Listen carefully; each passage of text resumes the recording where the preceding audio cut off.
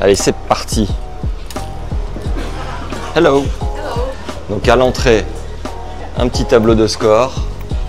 Tous les prix. Donc pour les juniors, 20 €, 30 €. Trophée des légendes et tennis fauteuil. Les petits détails. Là, le prix des garnitures, j'ai l'impression, mais on va les demander. Confirmation évidemment à l'expert. Hello Gaël. Salut Max. Comment ça va un an après? Eh bien, écoute, toujours là, donc ça va bien. Si je suis là, c'est que ça va bien. C'est bon signe. C'est bon signe, c'est bon signe. Et donc l'année dernière, on a fait un contenu avec toi déjà. Ouais. Est-ce que tu peux nous dire ce qui a changé? Alors, la salle, on a changé de salle, un peu plus spacieuse, plus éclairée, on voit le jour, donc ça fait du bien. Le fonctionnement de la salle et le fonctionnement de l'équipe reste le même, rien de trop nouveau, hein, donc le boulot est bien fait, donc on reprend les mêmes et on recommence. Il y a toujours un volume de raquettes très important, hein. On va être sur 7000 raquettes. Combien de Roland à ton actif? Celui-là, c'est le 13e, et 16e Grand Chelem. C'était lesquels les autres? US Open. Roland Garros, je l'ai fait avec d'autres équipes. Et là, depuis que c'est Wilson, donc j'ai été conservé par Wilson et j'ai pu intégrer l'US Open parce que c'était Wilson aussi qui s'occupait de l'US Open, quoi. On est vraiment une bonne équipe, la team bosse bien ensemble. On arrive à enchaîner voilà, des 500-600 raquettes par jour tout en finissant à, on va dire, 21 h en moyenne. Donc ça veut dire que ça marche bien. Alors que voilà, 10 ans en arrière, on faisait un peu moins de raquettes et on finissait souvent à minuit, 1 h du matin. Récupère les meilleurs conseils de Gaël, cordeur pro depuis 20 ans. Pour choisir ton cordage et la tension la plus adaptée à ton jeu et découvre l'impact de la couleur de ton cordage sur son rendement. C'est cadeau dans le premier lien dans la description. Il y a tous nos stocks de bobines pour les joueurs, donc classés par nom évidemment. Donc là vous avez l'ensemble de tous les cordages des joueurs, donc ça fait quand même pas mal de box et pas mal de stocks. Ah donc les joueurs laissent leur bobine en fait pendant tout le tournoi. Ouais, ça leur évite de devoir se déplacer avec, et comme eux ne sont pas forcément non plus sur le stand de cordage, il n'y a qu'un centre de cordage, il y a plusieurs points de dépôt, mais ils ne vont pas déposer à chaque fois leur raquette avec leur cordage, etc. Et vous avez un petit atelier là-bas? Et là on a un atelier custo, Wilson Bayardo qui est la meilleure du marché. Bon, rééquilibrage, retravail des raquettes sur un équilibrage, sur donner un peu plus d'inertie, un peu plus d'équilibre en fonction de la demande du joueur à l'instant T. Est-ce qu'il y a des choses qui ont changé par rapport au cordage en un an, des nouveautés, des tensions qui ont évolué? Comment tu sens les choses? Non, il y a des joueurs qui testent de nouveaux cordages, mais en moyenne, quasiment tous les joueurs sont restés à peu près sur le même type de matériel. Donc le cordage, le Luxilon reste quand même la Rolls est le plus utilisé.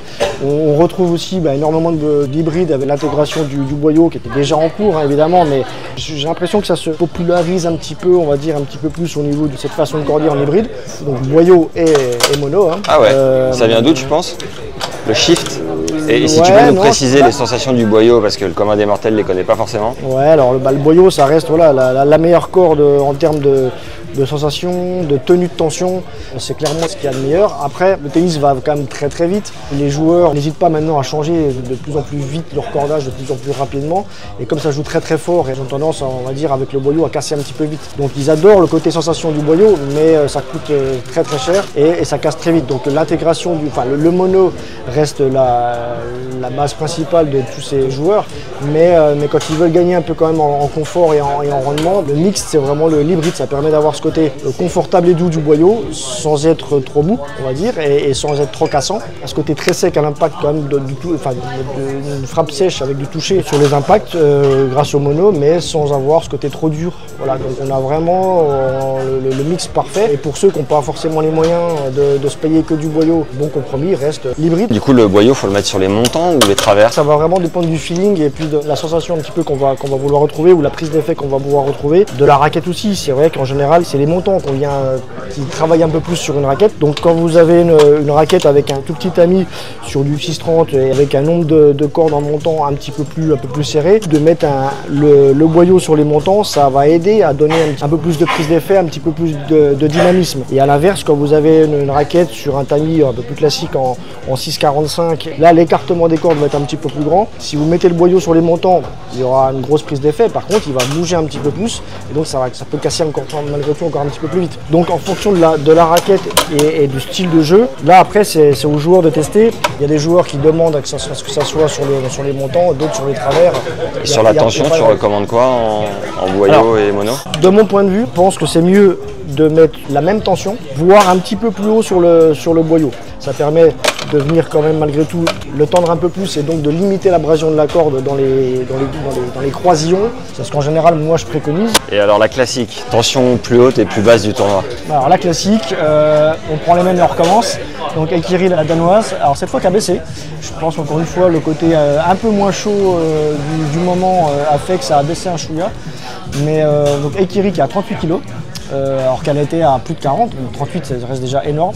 Dans les tensions un peu hautes, il y a Sinner qui a 28 kg. Okay. Donc Sinner quand même 28 kg avec une raquette qui est pas si facile que ça à jouer. Et puis le classique de la basse tension. Tant qu'il n'est pas à la retraite. Tant qu'il n'est pas à la retraite, c'est Mana, donc Manarino qui est à 10 kg cette fois. Et les joueurs te laissent combien de raquettes en même temps en moyenne? Pareil, ça dépend du joueur. On va dire qu'en général, il laisse entre 2 et 4 à 5 raquettes. Après, il y en a qui sont à 6, il y en a qui sont à 10, il y en a qui sont à 2. Mais en général, on va dire que c'est 4 raquettes à peu près avant les matchs. Et après, on travaille sur les matchs en cours. Donc là, il y en a qui vont en faire 2, il y en a qui vont en faire 4, 5. Et ça, c'est tous les jours? Le joueur fait corder tous les jours? Ouais. Donc, les joueurs cordent tous les jours. Ils cordent quasiment tous pour à la fois le practice. Et après pour les matchs, quoi. Ça veut dire qu'un joueur qui fait les 15 jours du tournoi, à raison de 4 pauses par jour, à 30 € la pause, ça lui fait 120 € par jour, 1002 sur 10 jours, ouais. Allez on va dire 1005 à la louche, entre 1005 et 2000 de cordage. Sur la quinzaine. Ouais. Et tu sais comment ça marche? C'est retiré du prize money, non, c'est pas ça?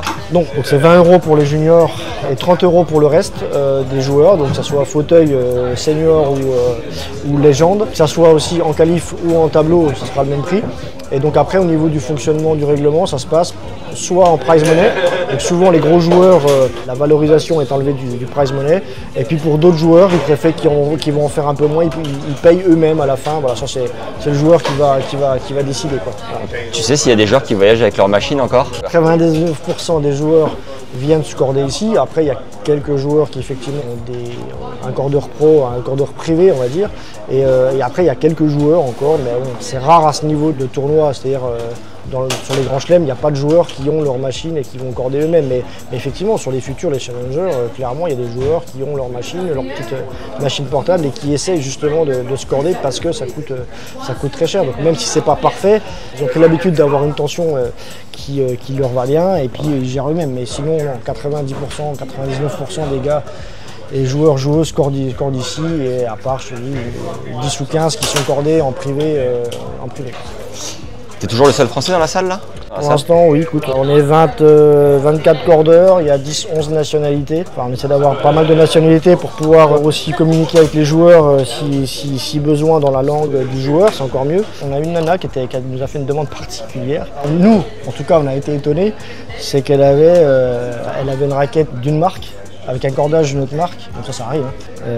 Et elle voulait le logo d'une autre marque. Yes. Il y a 3 trucs différents. Donc là, le triptyque. Voilà, donc il faut bien lire l'affiche pour être sûr de ne pas se tromper, de bien lire ce qu'on voit. Alors Serena, une fois, elle nous avait fait faire, alors c'était il y a quelques années effectivement, mais 27 raquettes. Donc 27 raquettes en espace d'un jour et demi parce qu'il pleuvait. Le cordeur avait fait 10 raquettes avant son premier match. Il a plu, donc il a dû tout refaire parce qu'elle n'a pas joué avec. Il a dû refaire 10 raquettes pour le lendemain. Et comme il y avait les matchs étaient décalés, etc., elle avait redemandé encore des raquettes et il avait passé 2 jours à corder que pour elle, quoi. Enfin, c'était affolant, quoi. Le logo, et on visite ce nouveau très beau stand. Le logo se fait pas n'importe comment. Là par exemple, si je prends Wilson, on va prendre dans le sens de l'écriture. On va pas faire le logo comme ça. Et par rapport au logo Wilson, pareil, il se pose pas n'importe comment, il se pose pas ni trop haut, ni trop bas, ni trop à droite, ni trop à gauche, hein. Donc nous on compte entre la 5e et la 6e corde. Il y a des joueurs qui vont pouvoir demander, tiens, je veux que ce soit la 5e qui soit peinte, d'autres qui vont dire un peu plus bas, on a d'autres couleurs aussi. La couleur aussi, alors après en général on le fait en fonction avec la corde aussi, hein.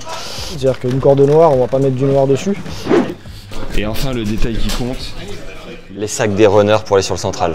Et pas que le central d'ailleurs, montre-le. Pas que le central, donc les fameux sacs qu'on nous, qu'on nous demande, qu'on nous envie presque. Donc voilà, nos fameux sacs. Hein. Tous les runners viennent ici récupérer les raquettes. Donc voilà. Le runner, c'est celui qui va être dédié à la prise en charge des raquettes sur le court ou alors pour emmener les raquettes là où souhaitent les joueurs récupérer leurs raquettes. Donc il y a 4 points de dépôt sur Roland-Garros. Donc à chaque fois, on a les infos, les petits élastiques jaunes qui vont avec chaque sac aussi, et puis on est sûr de ne pas se tromper, et donc tout ça part régulièrement. Donc le runner, lui, c'est celui qui va faire les navettes, et ils font en moyenne une 40aine de kilomètres par jour, donc c'est vraiment un boulot énormissime. Ah ouais, les mecs font un marathon par jour. Quasiment un marathon par jour. Et donc les petites pochettes, elles, c'est pour les match in progress, donc les matchs en cours. Donc là, on a vraiment une ou deux raquettes, hein, ça dépend ce que va envoyer le joueur, et c'est ce qui va être directement amené sur le terrain quand le joueur le demande. Merci beaucoup Gaël. Merci à toi d'être venu encore une fois, c'était très sympa. C'était hyper cool. À l'année prochaine. Bon Roland. Merci. Peut-être à l'année pro. Avec grand plaisir. Allez, bon tournoi à tous. Ciao.